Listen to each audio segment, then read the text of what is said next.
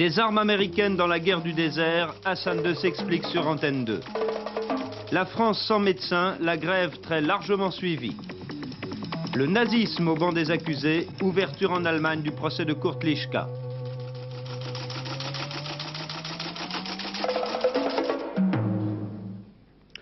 Messieurs, bonsoir. Des citoyens au-dessous de tout soupçon, ils s'appellent Kurt Lischka, Herbert Martin Hagen et Ernst Heinrichen. Je dis au-dessus de tout soupçon car depuis 35 ans, depuis la fin de la guerre, ils vivent comme ils l'entendent, libres de leurs gestes et de leurs mouvements. Ces trois hommes ont pourtant participé à un haut degré de responsabilité à ce que l'on a appelé la solution finale pendant la guerre, l'extermination des Juifs. Lischka est même directement responsable de la déportation de 60 000 d'entre eux. 30 000 ont trouvé la mort. De là, cette absence de témoins à charge et pour cause. Leur procès s'est ouvert aujourd'hui à Cologne dans une quasi-indifférence. Michel Meillet. Le palais de justice de Cologne avait ce matin des allures de camp retranché. Pour la police, il importait apparemment de limiter au maximum le nombre de spectateurs à ce procès des principaux responsables de la solution finale en France occupée. Devant l'entrée, plusieurs centaines de fils ou petits-fils de juifs morts en déportation. Je crois que ça doit être quand même un procès exemplaire parce que ce sont un des plus hauts responsables du nazisme en France et ils ont été ce qu'on peut appeler vraiment cruels et immondes. Quelques 350 personnes souhaitaient suivre ce procès. La majorité d'entre elles ne put avoir accès au tribunal. Manifestations, mais aussi heurts avec la police étaient donc programmées. À l'intérieur de la salle d'audience, ce fut le tumulte et l'éclatement d'émotions longtemps retenus. Dans une salle trop petite pour un tel procès, et après s'être fait attendre, les accusés vont enfin faire leur apparition. Lischka tout d'abord, ancien chef de la Gestapo à Paris, maintenant retraité à Cologne.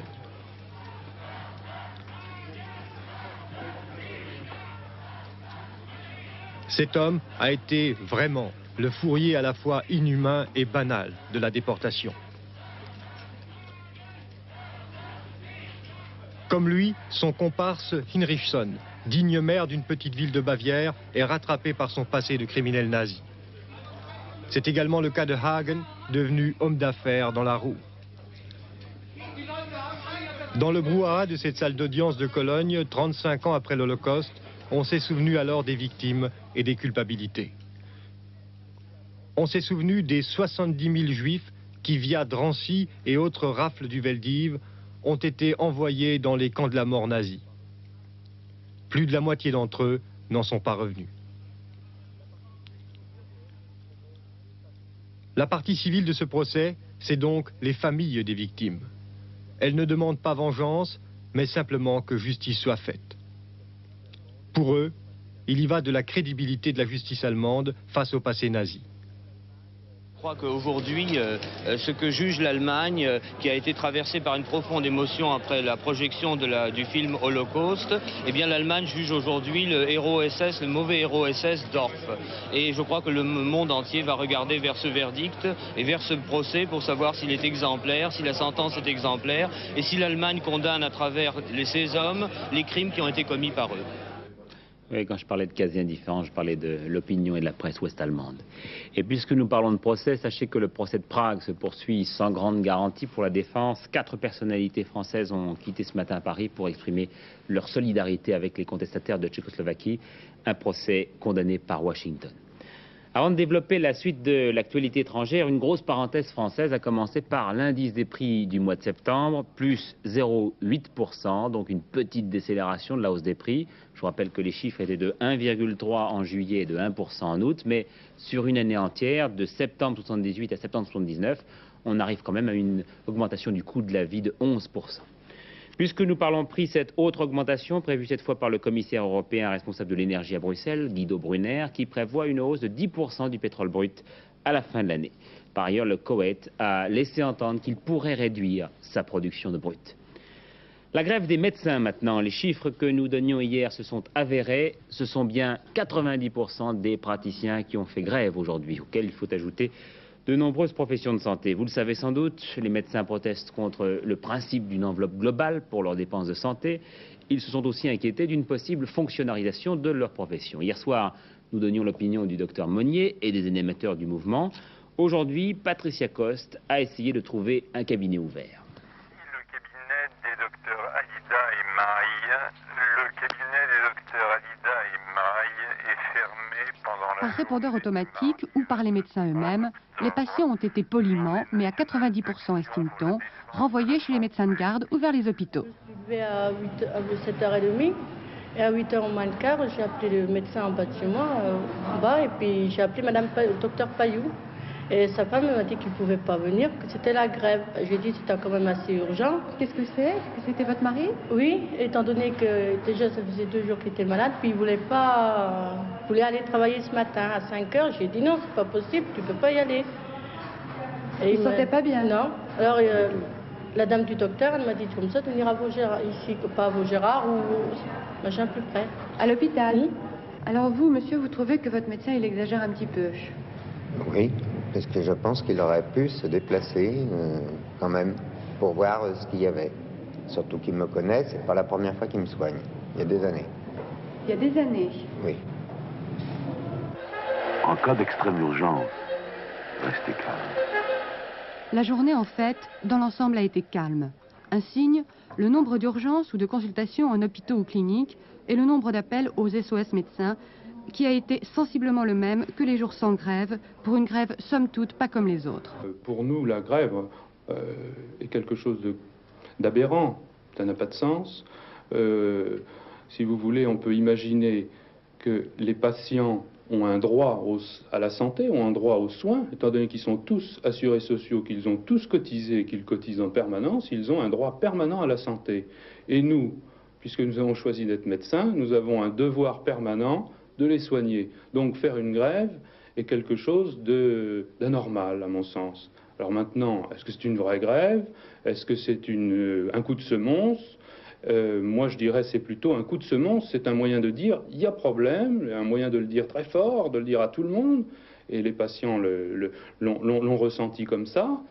Mais si on veut situer les choses à leur vrai niveau, ce n'est pas une vraie grève. Parce qu'une vraie grève, ça serait une grève illimitée. C'est-à-dire on fait grève jusqu'à ce que le gouvernement ait cédé, jusqu'à ce que les instances supérieures aient dit bon discutons et nous repartons sur un autre pied, on écoute vos propositions. Grève coup de semonce donc, ou grève avec soins gratuits pour d'autres, dont certains jeunes. Les jeunes de la profession médicale changent, on le sait.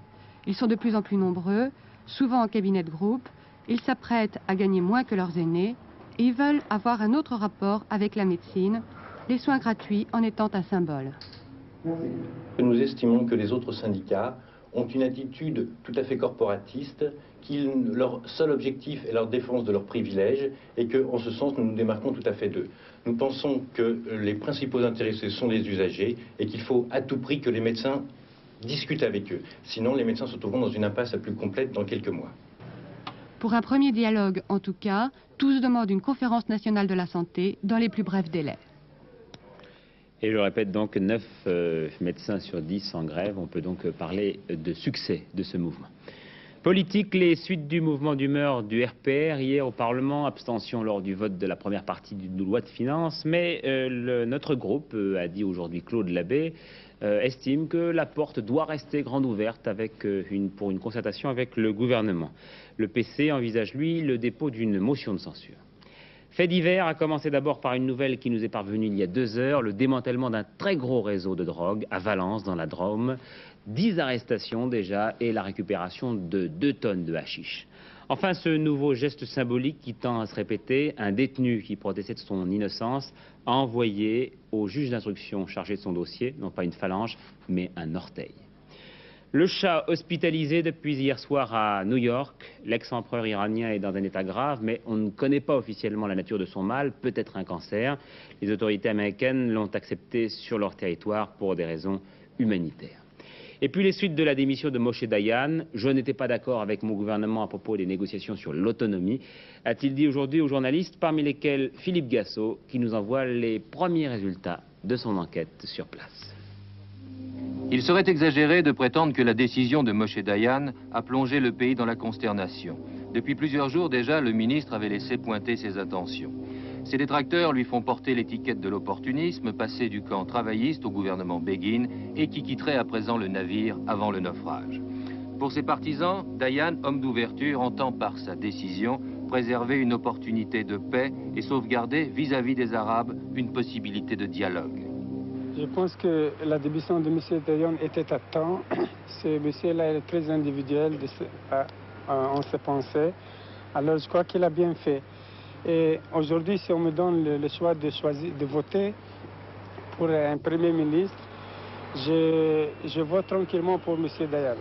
Quant aux religieux ultranationalistes du Gouche Emounim, ils considèrent que le pire obstacle de leur implantation dans les territoires arabes a laissé la place et qu'à présent, ils auront les coudées plus franches. Les Arabes de Jérusalem préfèrent rester de simples spectateurs de la crise, ça n'est pas leur affaire. What do you think of the position today of Mr. Dayan? Nous sommes bons chrétiens, seulement il y a Dieu. Je dis ça. Moshe Dayan, hors du gouvernement, c'est un homme d'exception, universellement connu ou reconnu, qui quitte l'avant-scène politique, emportant avec lui tout un prestige qui va laisser un vide autour de Menachem Begin, qui n'en avait pas besoin dans une situation économique où l'inflation atteint 100% et ressemble de plus en plus à une débandade. Était-ce bien le moment? C'était pas le moment. Pourquoi? Parce que ça va faire un branle-bas et vous savez qu'actuellement l'Égypte croit beaucoup à la paix. Et comme ces gens-là ne comprennent pas cette histoire de démission et tout ça, ils croient que c'est pas une farce, mais enfin c'est une maladresse. Il travaillait très bien et on le voyait partout. Il cherchait que la paix. En tout et partout, il cherchait que la paix. Oui, c'est une grande perte pour le gouvernement? Oui, c'était une grande personne pour le gouvernement. Qu'est-ce qui va arriver au gouvernement maintenant? Je ne sais pas, c'est ce que je me demande. C'est ce que je me demande, qu'est-ce qui va arriver? Réponse donc dans les jours à venir. Les élections danoises, pas encore de résultats ce soir. Il faut attendre encore 1 heure ou 2. Pour la petite histoire, sachez que le Premier ministre sortant, le social-démocrate Jorgensen, a dû hier affronter pour la clôture de sa campagne son propre fils, un maoïste. Belgique, suite des incidents des fourrons, le leader des extrémistes flamands, Berk Eriksson, restera emprisonné 1 mois. J'en arrive maintenant à ce qui fera l'essentiel de ce journal, parce que le dossier est d'importance et n'a pas toujours été très clairement traité. Je veux parler de l'évolution du conflit saharien. Évidemment, à première vue de Paris, on comprend mal le déchaînement de tant de gouvernements pour quelques arpents de sable. Et pourtant, aujourd'hui, 2 informations essentielles nous interpellent. C'est d'abord l'envoi d'une unité militaire française à Nouadhibou pour protéger la Mauritanie, une compagnie tournante d'environ 200 hommes. C'est aussi la décision de Jimmy Carter de livrer des armes au Maroc, décision fustigée par Moscou et qui va donner bien sûr un autre poids au conflit. Alors ce conflit, quel est-il? Je pense que vous comprendrez mieux en regardant ce reportage tout chaud que nous rapportent Paul Naon et Pierre Moscovici du Maroc, reportage assorti d'un entretien exclusif avec le roi Hassan II.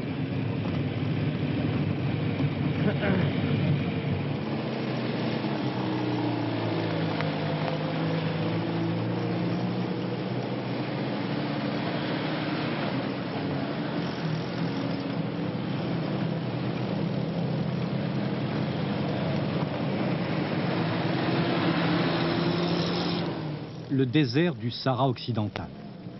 De fait, territoire marocain depuis 1975, c'est ici, dans ces dunes, dans ces sables, que se déroulent depuis 4 ans de véritables batailles.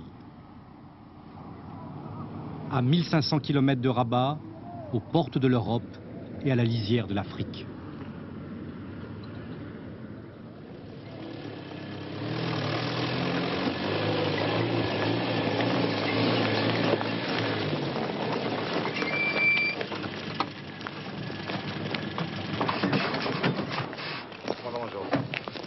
Comment ça va? Bien, ça va bien.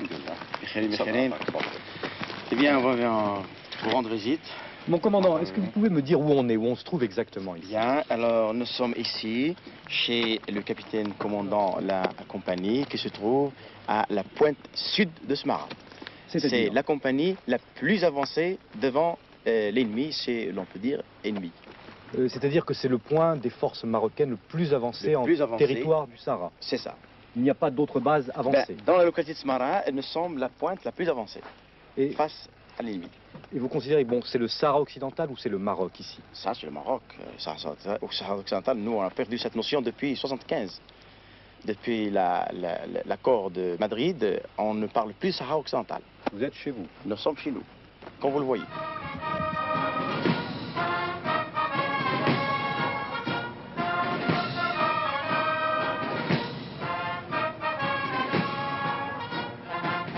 Hassan II, roi du Maroc.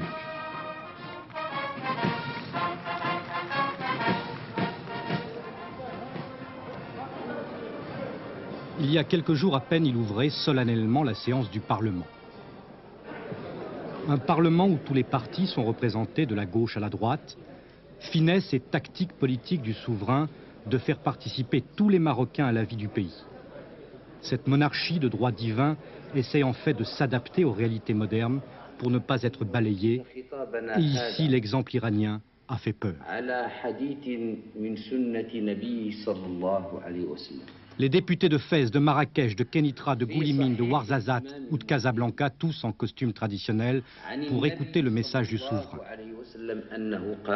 Un message pessimiste, l'année sera décisive, a-t-il affirmé, je vous demande encore plus de sacrifices. En effet, la guerre du Sahara mine l'économie et la stabilité du pays. Mais pour le roi, le combat qu'il mène est aussi le combat de l'Occident. La décision des Américains de livrer des armes conforte effectivement et matériellement, psychologiquement, le souverain marocain qui affirme être attaché aux mêmes principes démocratiques que les États-Unis ou encore les mêmes principes démocratiques que l'Europe.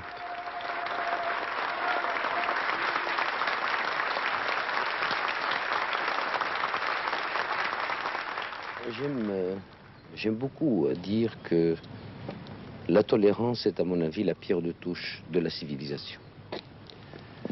Lorsque vous admettez que de vivre, de cohabiter avec des personnes qui n'ont pas les mêmes idées que les vôtres, je ne parle pas des idées sacrées, institutionnelles, parlons des idées religieuses par exemple, ou même d'un certain nombre d'idées politiques, que vous acceptez de vivre avec eux, de les rencontrer, de les côtoyer, mais non pas de leur taper dessus, ben, ça veut dire que vous n'êtes plus l'homme des cavernes.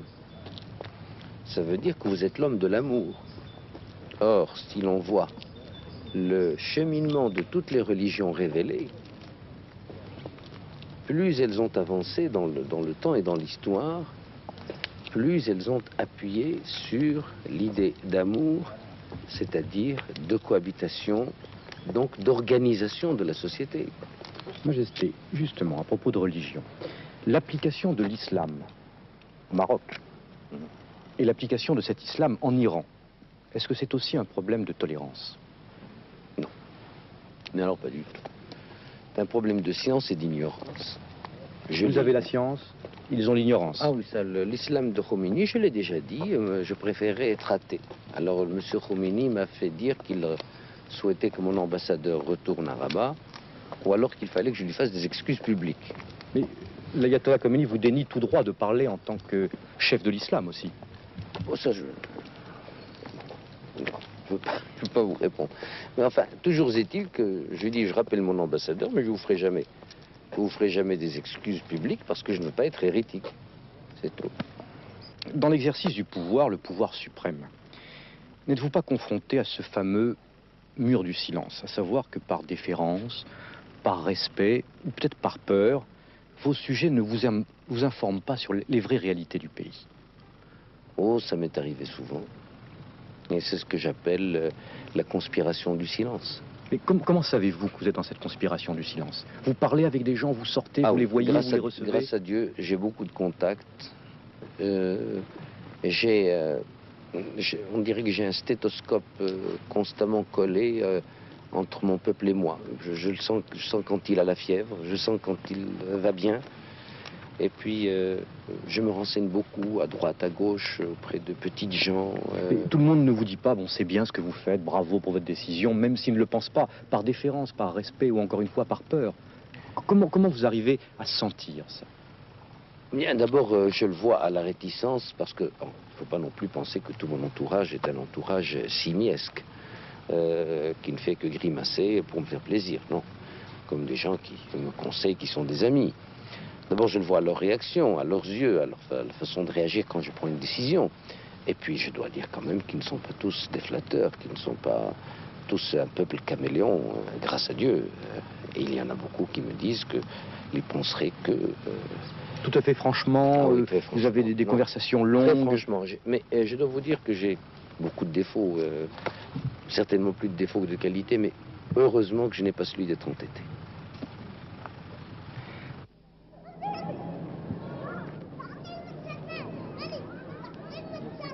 Smara, capitale religieuse du Sahara occidental. C'est autour de cette ville de 9000 habitants des Sahraouis que s'est déroulée il y a une semaine à peine la plus grande bataille de la guerre. Et c'est cette ville, cette population que revendiquent les troupes du Polisario qui demandent l'autodétermination de ces territoires, en refusant aux Marocains toute souveraineté sur cette partie du désert. Mais les Marocains occupent militairement une armée moderne, puissante, équipée en Occident. Et si pour la première fois des avions de marque française, des Mirages, sont intervenus lors de la bataille de Smara, les officiers marocains réclament désormais plus d'armement face à un ennemi chaque jour mieux équipé et préparé.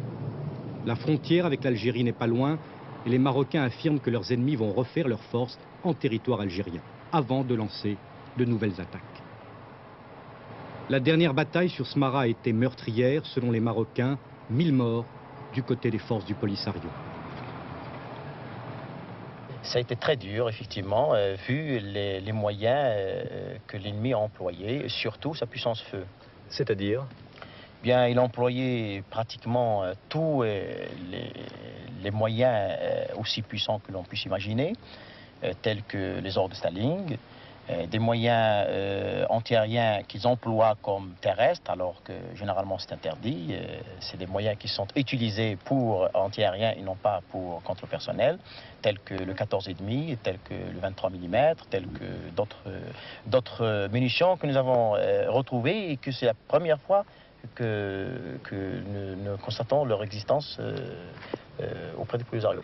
Vous avez noté la présence d'instructeurs étrangers dans les rangs du Polisario? Noté, mais c'est une déduction personnelle. Je suppose que les moyens qui ont été employés lors de la dernière attaque contre Smara, les moyens qui ont été employés étaient tellement sophistiqués que, au niveau du Polisario, l'emploi serait pratiquement impossible. Donc on n'est plus au stade de la guérilla, on est passé au stade de la guerre. Ah non, négatif. Vu la dernière attaque de Smara, on a vraiment largement dépassé le stade des guérillas.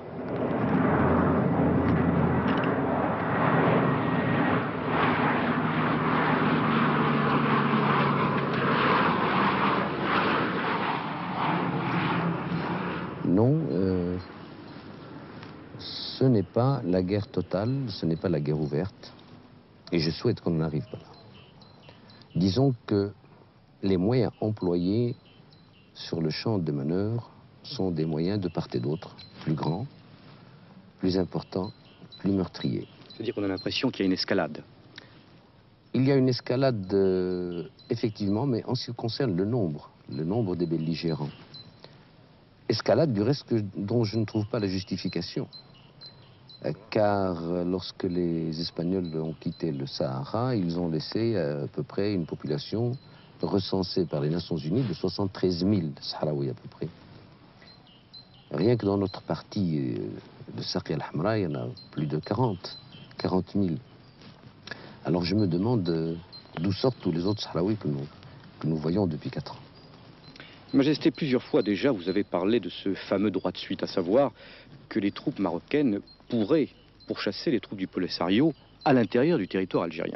Alors, est-ce que vous avez renoncé pour l'instant à employer ce droit de suite? Non. Ou à engager ce droit de suite? Non, je n'ai pas renoncé car je n'ai pas le droit de renoncer à un aspect de la souveraineté marocaine. Or, le droit de suite est un droit internationalement reconnu. Je ne peux pas prendre la tête d'un énervement populaire. Et vous sentez cet énervement populaire? Je le sens. Et toute personne qui profiterait d'une situation comme celle-là pour lancer son peuple dans de l'aventure serait une personne qui userait de ce que j'appelle des aphrodisiaques politiques. Or, en politique, non, on n'a pas besoin d'aphrodisiaques, il faut plutôt calmer les gens. Est-ce que vous croyez toujours à une solution politique, et laquelle? On a l'impression que c'est bouché. Toute guerre a besoin d'une solution politique. Et nous arriverons forcément à une solution politique. C'est bouché, mais personnellement, la vie m'a appris que c'était quand ça se bouchait le plus, que quelquefois le trou de service, comme disent les aviateurs, le trou de service vous permet de voir un petit peu où se trouve la piste et d'atterrir. Vous la sentez, cette piste, ce trou de service? Je la sens, je le sens. De quelle façon? Je sens d'abord que nous allons de plus en plus maîtriser notre situation militairement au Sahara. Et la solution ne viendra pas d'une conférence internationale dans mon esprit. Elle ne viendra pas comme étant le fruit de concertations multilatérales. Une rencontre directe? Pour le Maroc, elle viendra d'abord d'une maîtrise du terrain. Et ensuite, disons, d'une inspiration divine venant de l'autre côté. Est-ce que pour vous, il est toujours hors de question, pour le Maroc, de reconnaître le Polisario? Hors de question. Dieu sait que ce que je dis là est grave. Je ne le dis pas à la légère, parce que l'histoire nous a démontré que les Français ne reconnaissaient pas le FLN, que les Américains n'ont pas voulu reconnaître le Viet Cong, qu'en définitive, vous avez discuté avec le FLN, les Américains ont négocié avec le Vietnam Nord. Je sais donc que ces positions-là peuvent apparaître absurdes. Et il y a un autre exemple plus près, les Palestiniens. Les Palestiniens, mais ça. Mais en ce qui nous concerne, je sais que je ne peux pas discuter avec des Mauritaniens, en dehors du cadre mauritanien, le Polisario est mauritanien. Mais on a quand même l'impression que vous voulez faire épouser à l'Europe et à l'Occident votre problème du Sahara. Je ne leur demande pas du tout d'épouser mon problème du Sahara. Mais on a l'impression que vous leur dites, soyez solidaires de moi. J'ai besoin de vous parce que vous êtes concernés aussi. Incontestablement. Ils sont concernés car, j'en parlais l'autre jour avec un officier de marine américain. Je lui dis, écoutez, s'il arrivait quoi que ce soit au Maroc, vous pouvez mettre sur cale la 6e flotte. La 6e flotte de la Méditerranée existe parce que le passage est libre, parce que le Maroc est le Maroc. Le jour où le Maroc ne laissera plus le passage, je crois qu'on peut mettre la 6e flotte sur cale. Détroit de Gibraltar. Oui. Car disons que si on voit un petit peu la carte géopolitique de la Méditerranée, les amis de l'Occident et des États-Unis sont à mon avis en très grande minorité. Vous avez l'impression que cet Occident, les Américains, les Européens, vous lâchent? Non, je n'ai pas l'impression qu'ils me lâchent, mais je fais souvent cette comparaison. De l'autre côté, c'est le clan. De notre côté, c'est le club. Dans le clan, on est solidaire jusqu'à la mort. Dans le club, on se rencontre le soir, on lit son journal, on porte la cravate rayée du club, on fume le cigare après le dîner, on parle de l'actualité, puis on s'en va. Alors, mon club, c'est l'Occident. De l'autre côté, il y a un clan. La façon de s'aider mutuellement n'est pas la même chez le clan que dans le club. Mais c'est Eh bien, je vous rappelle que précisément, depuis ce soir, Hassan II est épaulé par des armes américaines. Lire avec ses oreilles, c'est tout à fait possible. En Chine, en tout cas, 2 sœurs de 13 et 11 ans peuvent lire un journal placé au contact de leurs oreilles. Leurs exploits ne s'arrêtent pas là. Par télépathie, l'une des petites filles arrive à déchiffrer le contenu d'une lettre placée sous le bras de sa sœur. Il ne s'agit pas de on dit. Toutes ces expériences se sont déroulées devant une trentaine de scientifiques et de journalistes qui n'en croyaient pas leurs oreilles, pardon, leurs yeux. Avant de refermer ce journal, la météo, aujourd'hui vous avez pu le constater, le temps était médiocre et froid sur pratiquement l'ensemble du pays. Demain, même type de temps sur la Normandie, le nord du bassin parisien, la Champagne et la Lorraine. Sur le reste de la France, après une matinée brumeuse, le ciel sera changeant avec alternance d'éclaircies et de nuages. le Languedoc-Roussillon et la vallée du Rhône bénéficieront de belles périodes ensoleillées. Ce temps froid sur une bonne partie de la France ne doit pas vous faire oublier qu'à partir d'aujourd'hui, la température dans les appartements, les écoles et les bureaux ne devra pas dépasser 19 degrés, dit le journal officiel. Voilà, avant de tout à fait terminer ce journal, une dépêche qui me parvient à l'instant, elle nous vient de Bruxelles. Un membre du Soviet suprême vient d'annoncer que Léonid Brejnev, le numéro 1 soviétique, réapparaîtrait très prochainement. Je vous rappelle nos rendez-vous. D'abord, vous avez un rendez-vous avec les dossiers de l'écran tout de suite après ce journal consacré à l'islam, un sujet qui nous intéresse directement puisque nous avons entendu Hassan II. Vers 23h30, Pierre Alain vous présentera le dernier journal. Demain à 12h45, Antenne 2 avec Patrick Lecoq. Antenne 2 dans une tranche pour mardi qui recevra Georges Segui qui sera donc l'invité à 12h45 d'Antenne 2 mardi prochain. Et puis cette très bonne nouvelle que j'apprends à l'instant pour les sportifs, Nantes-Bucarest sera diffusée demain soir sur Antenne 2 à 20h30. C'est sûr, c'est définitif. J'aurai le plaisir de vous retrouver une demi-heure auparavant. Bonne soirée à tous, à demain.